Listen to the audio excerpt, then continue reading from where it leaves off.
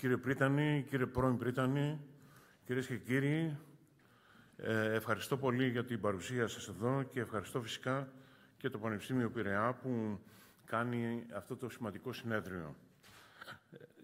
Αυτό είναι αποτέλεσμα μιας έρευνας που διεξήχθη τα τελευταία 3 χρόνια και πιστεύω ότι μερικά συμπεράσματα τα οποία έβγαλε μπορούν να είναι χρήσιμα στη χάραξη πολιτικής και να μην μείνουν μόνο σε ένα ευχολόγιο, όπως συνήθως γίνεται σε πάρα πολλές περιπτώσεις.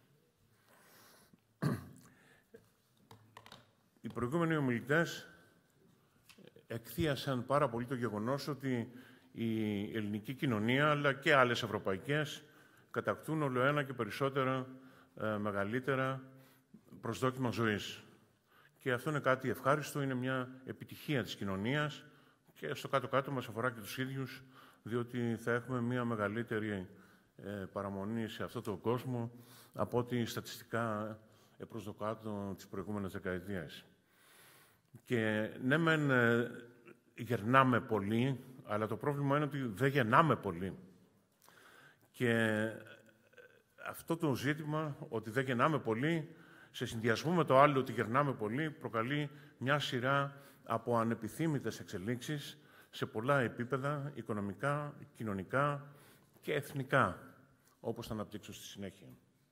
Έτσι λοιπόν πρέπει να δούμε πώς δημιουργούνται τα προβλήματα αυτά, να τα κατανοήσουμε και να δούμε μήπως και αν μπορούμε να τα αντιμετωπίσουμε σε κάποια εύλογη χρονική διάρκεια. Όπως θα αναπτύξω στη συνέχεια, πολλές από τις προτάσεις, οι οποίες κατά την άποψή μου είναι εύλογες και χρήσιμες για την αντιμετώπιση αυτών των προβλημάτων, δεν είναι εύκολες, έχουν αρκετές πλευρές δύσκολης διαχείρισης και ακόμα περισσότερο δύσκολης πολιτικής διαχείρισης. Το ζήτημα το οποίο θα με απασχολήσει στη συνέχεια είναι ο βαθμός γονιμότητας στην Ευρωπαϊκή Ένωση.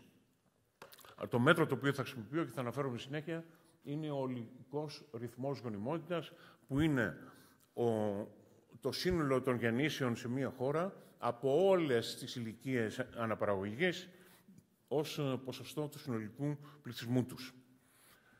Αυτό το οποίο βλέπουμε στην Ευρωπαϊκή Ένωση είναι ότι το δεύτερο μισό του 20ου αιώνα παρατηρούνται μεγάλες πτώσεις και μεταβολές σε αυτόν τον ολικό ρυθμό γονιμότητας. Και αυτό οφείλεται σε μεγάλα γεγονότα τα οποία έχουν αλλάξει τη φύση και το μέλλον των ευρωπαϊκών κοινωνιών. Όπως για παράδειγμα η δραστική βελτίωση του προσδόκιμου βίου, όπως είδαμε και σε προηγούμενες παρουσιάσεις, η ένταξη στην Ευρωπαϊκή Ένωση, η οποία άλλαξε τις προσδοκίες των πολιτών σε πάρα πολλές χώρες, όπως επίσης και για πολλές χώρες η αλλαγή πολιτικού καθεστώτος, η οποία δημιούργησε νέες ελευθερίες, οράματα, αλλά και διεκδικήσεις, οι οποίες ήταν ανέφικτες υπό άλλες συνθήκες καταπίεσης και περιορισμού. Αυτό το οποίο έχει πολύ ενδιαφέρον είναι να διακρίνουμε 3 κύματα ραγδαίας πτώσης της γεννητικότητας στην Ευρωπαϊκή Ένωση. Και θα προτείνω το διαχωρισμό της Ευρωπαϊκής Ένωσης σε 3 κατηγορίες. Μία κατηγορία είναι τα παλιά και πλούσια μέλη, τα οποία περιλαμβάνουν τις 6 αρχικές χώρες, συν τις περιβάλλουσες Αυστρία, Σουηδία και Φιλανδία. Ο Νότος και η περιφέρεια γενικότερα, που περιλαμβάνουν τις μεσογειακές χώρες και την Ιρλανδία. Και το τρίτο κύμα είναι η Ανατολική Ευρώπη, η οποία εντάχθηκε στην Ευρωπαϊκή Ένωση μετά το 2003 και περιλαμβάνει όλες αυτές τις χώρες της Ανατολικής Ευρώπης, οι περισσότερες από των οποίων ήταν πρώην σοσιαλιστικές. Δέστε τώρα τι συμβαίνει. Αυτές είναι οι πορείες των ρυθμών γονιμότητας για την πρώτη κατηγορία χωρών. Από ό,τι βλέπετε, ενώ στη δεκαετία του 60 ήταν γύρω στο 2,4 με 3,2 το ποσοστό γονιμότητας, έπεσε απότομα μέσα σε μια δεκαετία 65-75, που είναι η περίοδος ενσωμάτωσης μέσα στην Ευρωπαϊκή Ένωση. Κυρίως. Έτσι, γιατί, εντάξει, από το 1956 άρχισε η εγκαθίδρυση της Ευρωπαϊκής Ένωσης, αλλά σιγά-σιγά μέχρι να ενταχθούν και να οριμάσουν λίγο συνθήκες, πέρασε λίγο διάστημα. ο Ευρωπαϊκός Νότος. Και αυτός ξεκίνησε στη δεκαετία του 60 με πολύ ψηλά ποσοστά γονιμότητας, της τάξης του 2,5, 3, 4%, αλλά μόλις άρχισαν να μπαίνουν αυτές τις χώρες στην Ευρωπαϊκή Ένωση, στη δεκαετία του 80, έπεσε ραγδαία πάλι ο βαθμός γονιμότητας. Και η τρίτη ομάδα, η οποία και αυτή είχε χαμηλότερα, αλλά πάλι σχετικά ψηλά ποσοστά γονιμότητας στη δεκαετία του 60, μόλις φάνηκαν οι προοπτικές να ενταχθεί στην Ευρωπαϊκή Ένωση στη δεκαετία, μάλλον στο δεύτερο μισό της δεκαετίας του 90, άρχισε και εκεί η ραγδαία πτώση του συντελεστή γονιμότητας. Άρα βλέπετε ότι αυτό το οποίο συντάραξε την πορεία των ρυθμών γονιμότητας είναι αυτή καθεαυτή η προοπτική ένταξη στην Ευρωπαϊκή Ένωση. Ένα δεύτερο πολύ ενδιαφέρον χαρακτηριστικό είναι άμα συγκρίνει κανείς πώς συνδέεται ο βαθμός γονιμότητας με το προσδόκιμο. Εάν λοιπόν κάνουμε το διάγραμμα αυτό που στον οριζόντιο άξονα, δυστυχώς δεν φαίνεται να αποκολλήσουμε το προσδόκιμο σε έτη από 65 έως 85 για παράδειγμα, και εδώ το βαθμό γονιμότητας για τις τρεις κατηγορίες χωρών, αυτό το οποίο βλέπετε είναι ότι όλες και οι τρεις κατηγορίες πέφτουν ραγδαία στο βαθμό γονιμότητας όταν το προσδόκιμο ξεπερνάει τα 70. Άρα δηλαδή είναι μόλις αρχίζουν και αντιλαμβάνονται ότι μάλλον θα ζήσουν περισσότερο και κατά συνέπεια πρέπει να διασφαλίσουν τις οικονομικές προοπτικές της μελλοντικής τους μακροζωίας. Έτσι λοιπόν, αυτό το οποίο έκαναν οι πρώτοι χρονιά boomers, που έκαναν πάρα πολλά παιδιά, εγκαταλείφθηκε ως πρότυπο και σιγά σιγά υιοθέτησαν την χαμηλή τεκνοθεσία, έτσι ώστε να μπορέσουν, αντί για να ανατρέφουν παιδιά, να δημιουργήσουν αποταμιεύσεις οι οποίες θα τους επέτρεπαν να περάσουν καλύτερα τη δική τους ζωή. Αυτά σημαίνουν μια συνολική αλλαγή προτύπου, πράγμα το οποίο θα πρέπει να δούμε εάν διορθώνεται και πώς. Πράγμα το οποίο δεν είναι καθόλου αυτονόητο. Λίγο νερό μπορώ να έχω. Το δεύτερο το οποίο θα ήθελα εδώ να σημειώσω είναι ότι υπάρχει μια πολύ μεγάλη ομοιότητα στη συμπεριφορά των χωρών της Ευρωπαϊκής Ένωσης. Και αυτό μας οδηγεί σε ορισμένα συμπεράσματα. Ευχαριστώ πάρα πολύ. Θα κάνω το αντίστοιχο όταν μιλάς εσύ αργότερα.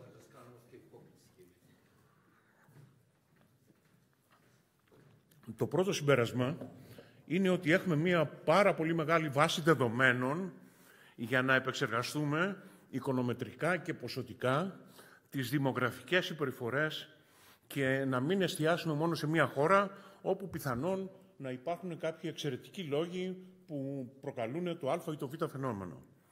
Ιδιαίτερα μάλιστα σήμερα που η Eurostat έχει δημιουργήσει πολύ μεγάλες και αναλυτικές βάσεις δεδομένων, όχι μόνο για τους δείκτες γονιμότητας, αλλά και για μια σειρά από κρίσιμους κοινωνικούς δείκτες που αφορούν τον οικοκυριό, την οικογένεια, τα παιδιά, τις δαπάνες, το σπίτι και ούτω καθεξής, και μας επιτρέπουν να κάνουμε μια ευρεία συσχέτιση και να συνάγουμε ορισμένα συμπεράσματα για το ποιες πολιτικές είναι αποτελεσματικές και ποιες όχι. Το δεύτερο είναι ότι κάτι τέτοιο θα οδηγούσε στη διαμόρφωση μιας δημογραφικής πολιτικής για το σύνολο της Ευρωπαϊκής Ένωσης. Διότι πιστεύω ότι εθνικές δημογραφικές πολιτικές είναι πάρα πολύ δύσκολο πλέον να εφαρμοστούν, θα έχουν μηδαμινά αποτελέσματα, απλώς θα δεσμεύσουν πόρους από εδώ και από εκεί, είτε πολιτικού προσωπικού είτε οικονομικούς, χωρίς σπουδαίο αποτέλεσμα, ενώ αυτό το οποίο απαιτείται σήμερα είναι για όλη την Ένωση, κατά πάσα πιθανότητα και για όλη την Ήπειρο, χρειάζεται μια ενιαία πολιτική, έτσι ώστε να έχει και τα μέσα και την αποτελεσματικότητα η οποία χρειάζεται. Πάμε λοιπόν να δούμε ποιοι είναι αυτοί οι παράγοντες οι οποίοι καθορίζουν την γονιμότητα. Αυτά θα τα χρησιμοποιήσω αργότερα σε μια εκτίμηση που θα κάνω ενός ποσοτικοποιημένου υποδείγματος που θα μας επιτρέψει να κάνουμε καλύτερα προβλέψεις και εκτιμήσεις. Εδώ θα συσχετήσω ορισμένα βασικά οικονομικά μεγέθη, τα οποία για κάποιο λόγο δεν εμφανίζονται. Τι έγινε? Λοιπόν, όπως για παράδειγμα, ο μισθός σε μονάδες αγοραστικής δύναμης με τη γονιμότητα. Αυτό το οποίο βλέπουμε είναι, σε κάθε διάγραμμα το οποίο θα βλέπετε, η κόκκινη γραμμή είναι η συσχέτιση η οποία υπάρχει στο σύνολο της Ευρωπαϊκής Ένωσης, ενώ με μπλε γραμμή είναι η συσχέτιση που αφορά μόνο την Ελλάδα. Και αυτό γιατί θέλω να βγάλω ένα συμπέρασμα, αν αυτά τα οποία συζητάμε για τη χώρα μας διαφέρουν ή όχι από αυτά τα οποία αφορούν την Ευρωπαϊκή Ένωση. Αυτό το οποίο βλέπουμε λοιπόν είναι ότι ο μισθός συσχετίζεται θετικά με τη γονιμότητα και αυτό ισχύει και για την Ευρωπαϊκή Ένωση και για την Ελλάδα. Αντίστοιχα, επίσης, αν θέλει κανείς να συσχετίσει τον κίνδυνο φτώχειας με την γονιμότητα, βλέπει ότι υπάρχει μια έντονη αρνητική συσχέτιση, πράγμα το οποίο σημαίνει ότι όσο πιο μεγάλη είναι η πιθανότητα να βρεθεί κανείς φτωχός, τόσο λιγότερο παιδιά κάνει, προγραμματίζει να κάνει.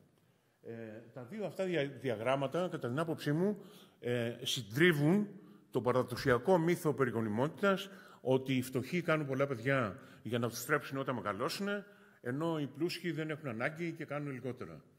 Τα δύο αυτά διαγράμματα επιβεβαιώνουν ότι αυτό δεν ισχύει και ότι αν κανείς σκέφτεται ότι μέσω της λιτότητας και της φτωχοποίησης θα παρακινήσει τα ζευγάρια να κάνουν περισσότερα παιδιά, απλώς έχει πατήσει από άποψη πολιτικής. Βεβαίως, δεν σημαίνει ότι αν αυξήσει το μισθό υποχρεωτικά θα αυξηθεί η γονιμότητα. Έτσι. Θέλει ένα σύνολο πολιτικών για να το κάνεις αυτό, αλλά αυτό το οποίο βγαίνει είναι ότι με το να τον μειώσεις δεν καταφέρει να την αυξήσεις.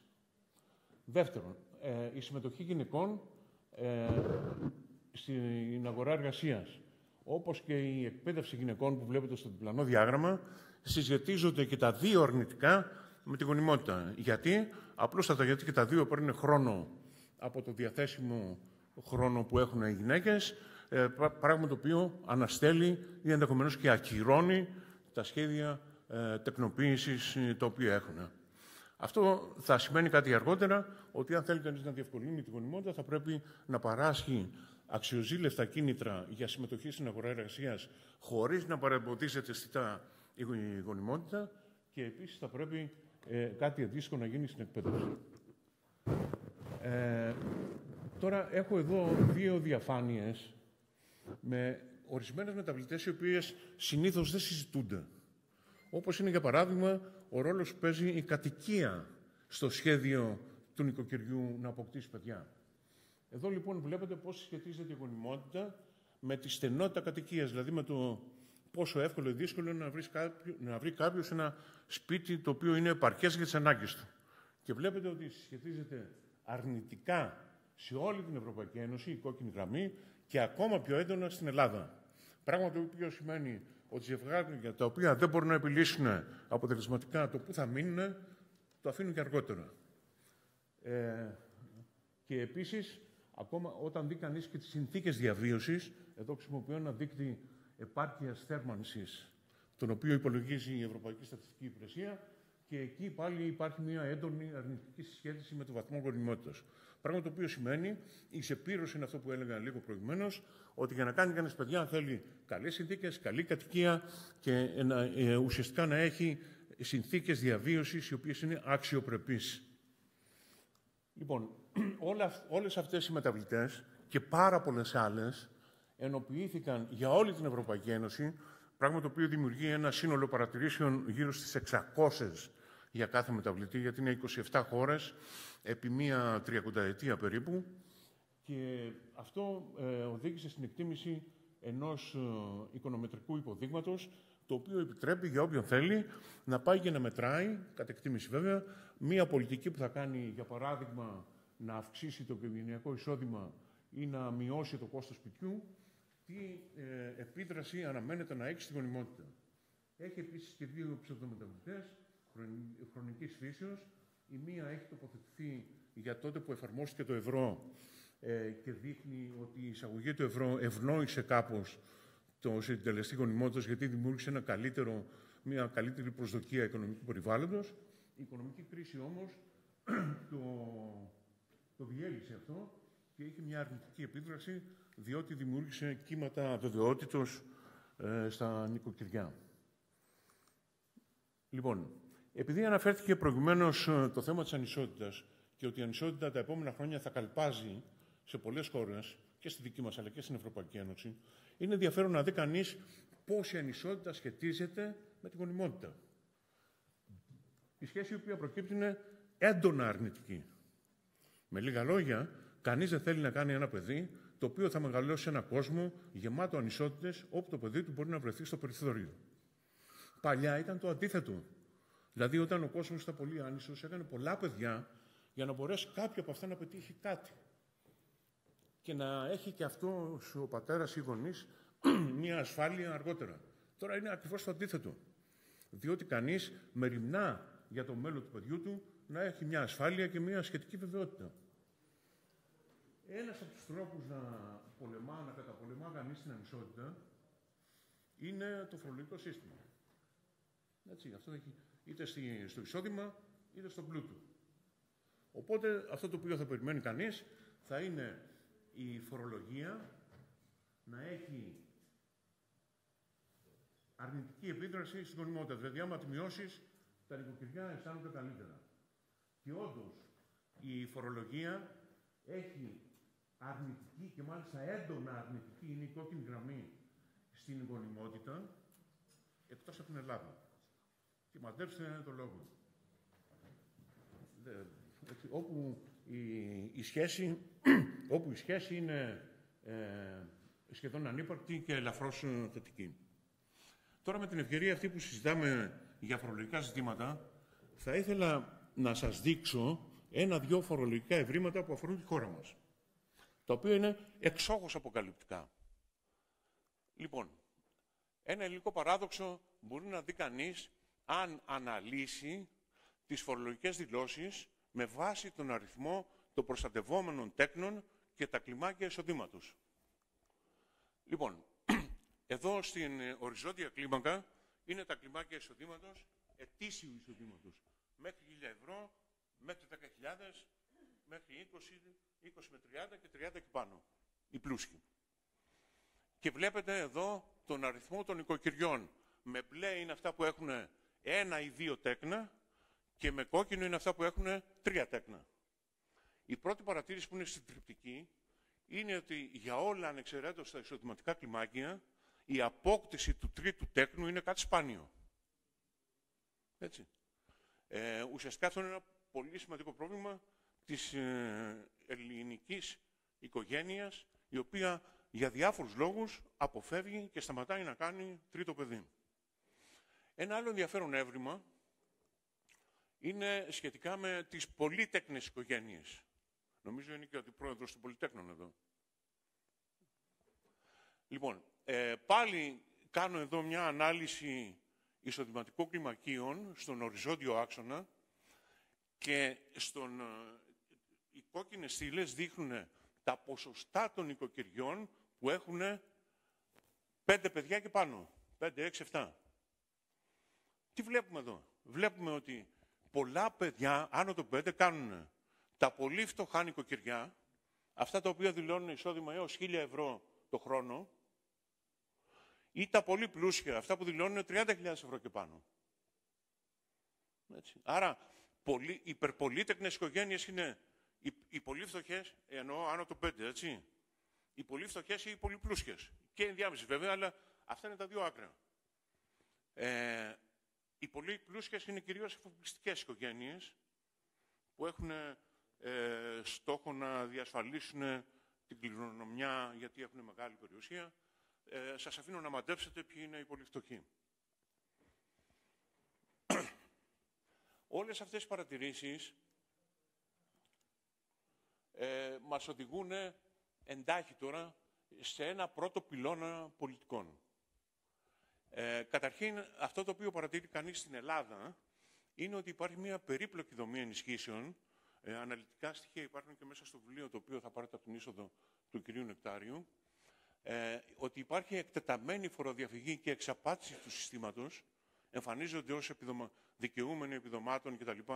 Άνθρωποι που δεν έχουν τα αντίστοιχα εισοδηματικά κριτήρια και προσόντα. Και κατά συνέπεια αυτό το οποίο χρειάζεται είναι να γίνει μια αναμόρφωση και αξιολόγηση επιδομάτων χρησιμοποιώντας κριτήρια περιουσιακά και εισοδηματικά, αλλά με πιο ουσιαστικό έλεγχο, και επίσης ότι προέχουν πάρα πολύ οι θεσμικές και επαγγελματικές ρυθμίσεις για τους γονείς. Το άλλο το οποίο θέλω να πω είναι ότι αυτό το οποίο χρειαζόμαστε δεν είναι οριζόντιες πολιτικές, δηλαδή να εξαγγέλει κάποιος επιδόματα για όλα τα παιδιά ή οτιδήποτε. Χρειάζεται να δοθεί μεγαλύτερη έμφαση σε σημειακές πολιτικές. Το πρόβλημα της Ελλάδος είναι ότι πολλές οικογένειες είναι άτεκνες, άρα έμφαση θα πρέπει να δοθεί στην απόκτηση του πρώτου παιδιού και μετά, κατά την άποψή μου, η αιχμή είναι στην απόκτηση του τρίτου παιδιού, πράγματα τα οποία θα αλλάξουν στα σοβαρά τα δημογραφικά δεδομένα τα επόμενα χρόνια. Και επίσης ένα άλλο θέμα είναι ότι θα πρέπει να θεσπιστεί ένας λογαριασμός ενηλικίωσης, το οποίο θα διασφαλίζει τις σπουδές και τη σταδιοδρομία του παιδιού, έτσι ώστε να απαλλαγεί ο γονέας από το άγχος σε τι συνθήκες θα μεγαλώσει, θα σπουδάσει και θα σταδιοδρομήσει το παιδί μου. Και αυτές οι πολιτικές είναι πολύ πιο σημαντικές από μία βροχή επιδομάτων, τα οποία πολλές φορές δίνονται άκρητα. Με βάση αυτά τα οποία σας έδειξα, ένας δεύτερος πυλώνας πολιτικών είναι οι συνθήκες διαβίωσης του νοικοκυριού. Στην Ελλάδα υπάρχει μια πολύ μεγάλη ευαισθησία, όπως σας έδειξα, στην επάρκεια κατοικιών, πράγμα το οποίο έχει οξυνθεί τα τελευταία χρόνια, λόγω των πολιτικών που ακολουθείται του καθεστώτος Golden Visa, της χρυσής βίζας, αυτό το καθεστώς το οποίο είναι απεικιοκρατικού χαρακτήρα, το οποίο εξαργυρώνει δικαιώματα με χρήματα τα οποία εισέχει κάποιος από το εξωτερικό, όπως επίσης και το ανεξέλεκτο Airbnb, το οποίο επιτείνει την έλλειψη κατοικίας και θα οξύνει τα επόμενα χρόνια ακόμα περισσότερο το δημογραφικό πρόβλημα. Τι θα μπορούσε να γίνει γι' αυτό, η παροχή ή επιδότηση κατοικίας. Νομίζω ήδη έχουν ξεκινήσει κατόπιν εορτής μερικά προγράμματα. Ένα σημαντικό κίνητρο μπορεί να είναι η φορολογική μεταχείριση της κατοικίας, έτσι ώστε αυτός ο οποίος είναι πολύτεκνος να απαλλάσσεται από τον έμφυα με μία διαβάθμιση, όπως επίσης θα μπορούσαν να ανεγερθούν και σύγχρονες κατοικίες που θα χορηγηθούν ή θα επιχορηγηθούν σε οικογένειες που κάνουν παιδιά μέσω του Ταμείου Ανάκαμψης, αποτελώντας πια ένα βασικό κορμό μιας εθνικής πολιτικής. Παρ' όλα αυτά, κυρίες και κύριοι, αυτό που θέλω να σας πω είναι ότι όλα να γίνουν τέλεια δεν αρκούν. Και δεν αρκούν διότι αυτό το οποίο γίνεται είναι ότι ο βαθμός γονιμότητας είναι χαμηλός και δεν μπορεί να αυξηθεί ούτε απότομα ούτε μαζικά. Εδώ λοιπόν θα σας παρουσιάσω μία πρόβλεψη για όλες τις χώρες της Ευρωπαϊκής Ένωσης. Εδώ να σας δείχνω μερικές από αυτές, πώς θα εξελιχθεί ο πληθυσμός μέχρι το 2050 εάν αυξηθεί κατά 50% το ποσοστό γονιμότητας. Αυτό μοιάζει με το διάγραμμα που σας είπε προηγουμένως η κυρία Τρακάκη, ότι από 1,4 που είμαστε θα πάμε, ξέρω εγώ, 2,2. Εάν γίνει αυτό, εδώ το έχω για την Ελλάδα, αυτό το οποίο μπορείτε να δείτε είναι ότι ο πληθυσμός το 2050 για την Ελλάδα θα μείνει περίπου σταθερός. Αν και βέβαια θα έχει γεράσει, διότι οι μπλε γραμμές, οι οποίες είναι οι νεότερες ηλικίες, φθήνουν, ενώ αυξάνονται οι κόκκινες γραμμές, οι οποίες είναι οι μεγαλύτερες ηλικίες. Αλλά, εν πάση περιπτώσει, το θέμα είναι ότι αυτή η αύξηση, όμως, μια τέτοια αύξηση είναι ανέφικτη. Δηλαδή, είναι σαν να ζητάς από όλες τις οικογένειες που έχουν 2 παιδιά να κάνουν 3. Ή, ξέρω εγώ, να 3 οικογένειες που έχουν μία από αυτές ή 2 από αυτές έχουν 1 παιδί να κάνουν κι άλλο. Αυτό αποκλείεται να γίνει σε 3 δεκαετίες. Αυτό θέλει ένα πολύ μακρύ χρονικό διάστημα και ριζικές αλλαγές προσδοκιών, πράγμα το οποίο δεν γίνεται. Απλούστατα. Άρα, τι θα κάνουμε. Πάμε να δούμε τώρα από τι καθορίζεται συνολικά ο πληθυσμός μιας χώρας. Εδώ τώρα, για να μην τα μπλέξουμε πάρα πολύ, το παρουσίασε το διάγραμμα και η κυρία Τραγάκη, το βασικό της Ευρωπαϊκής Ένωσης, προβλέπει ότι μέχρι το 2050 θα έχουμε μία μείωση του πληθυσμού 10%, αν διατηρηθεί η μετανάστευση περίπου στα σημερινά επίπεδα και επίσης αυξηθεί κάπως η γονιμότητα. Αυτός είναι ένας κατάλογος όλων των χωρών της Ευρωπαϊκής Ένωσης. Δεν πρόκειται να πω σε λεπτομέρειες. Όποιος θέλει, υπάρχει μελέτη έτοιμη να τη στείλω, το οποίο δείχνει 3 πράγματα. Δείχνει γεννήσεις, θανάτους, γονιμότητα. Είναι η κόκκινη γραμμή, είναι οι θάνατοι η μπλε γραμμή είναι οι γεννήσεις και η πράσινη είναι η μετανάστευση. Όπως βλέπετε εδώ πέρα στην Ελλάδα, που είναι το διάγραμμα εκεί, η Ελλάδα έχει εδώ και μερικά χρόνια μπει σε ένα αρνητικό ισοζύγιο περισσότερων θανάτων από γεννήσεις. Και έχει βέβαια και μια μετανάστευση η οποία έχει μεγάλη διακύμανση. Εδώ το 2010 περίπου δεν υπήρχε, είχε πέσει πολύ η μετανάστευση λόγω της κρίσης, μετά ανέβηκε λόγω της προσφυγικής κρίσης και μετά το 2020 βλέπετε ότι έχει μια μείωση λόγω των γεγονότων του Εύρου. Μπας περιπτώσει. Οπότε έχουμε φτιάξει ένα οικονομετρικό υπόδειγμα. Στην πραγματικότητα έχουμε κάνει μια πλειάδα από οικονομετρικά υποδείγματα, τα οποία λαμβάνουν και την πορεία της μετανάστευσης υπόψη για το πώς θα επηρεάσει τον ελληνικό πληθυσμό. Εδώ τώρα σας δείχνω κατευθείαν τα αποτελέσματα. Αυτά είναι σενάρια συνολικών μεταναστευτικών ροών. Από το 2020 μέχρι το 2050 και υποθέτει ότι θα αυξηθούν κατά 4%, κατά 6% ή κατά 8% αναλόγως. Και εάν συμβούν αυτά, αντιστοίχως υπολογίζονται 3 άλλα σενάρια για τις μεταβολές του πληθυσμού. Πρώτο συμπέρασμα. Εάν η μετανάστευση αυξηθεί μέχρι το 2050 κατά 1,8 εκατομμύρια άτομα, ο πληθυσμός αναμένεται να μειωθεί περίπου κατά 10%, κατά 1 εκατομμύριο. Με λίγα λόγια, ούτε καν αυτή η μετανάστευση θα είναι επαρκής για να συγκρατήσει τη μείωση του πληθυσμού λόγω του ισχυρού αρνητικού ισοζυγίου μεταξύ θανάτου και γεννήσεων.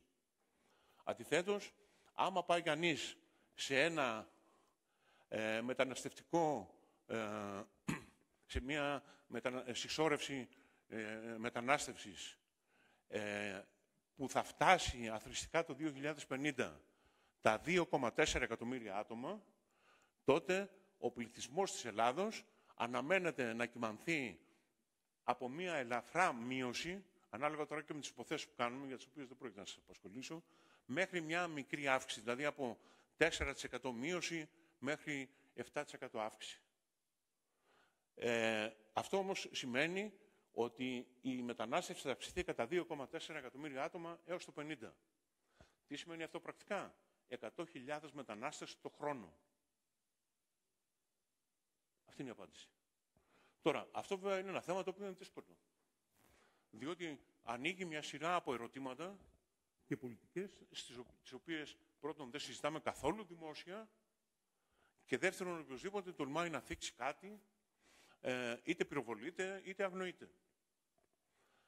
Καταρχήν λοιπόν πρέπει να δούμε αυτή την εικόνα και να αρχίσουμε να οργανώνουμε συγκεκριμένες συζητήσεις.